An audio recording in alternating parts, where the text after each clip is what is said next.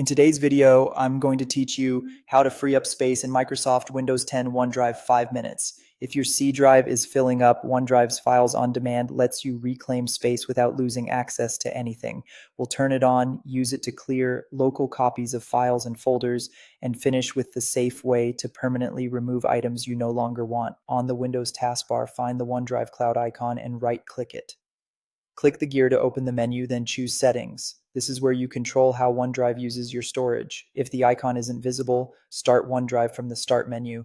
And if you have both personal and work OneDrive, open the one that holds the files you plan to manage. In Settings, select the Sync and Backup tab, then click Advanced Settings. Turn on Files on Demand. With this enabled, OneDrive keeps tiny placeholders on your PC and stores the full content online until you open it.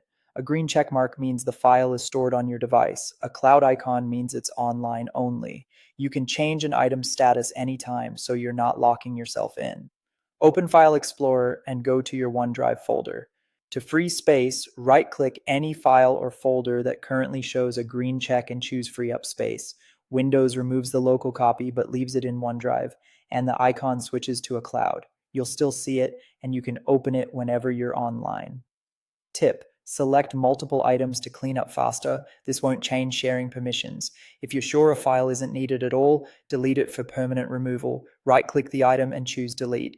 Keep in mind, deleting removes it from OneDrive across your devices and for anyone it's shared with. Items go to the recycle bin first, and you can restore them for a limited time, but confirm you have backups before clearing large or important content. Quick recap: enable files on demand, use free up space to reclaim disk room while keeping files in the cloud, and delete only when you truly want something gone. To make an item available offline again, right-click it and choose Always Keep on this device. That's it. Simple, fast, and effective. Thanks for watching, and enjoy the extra space on your PC.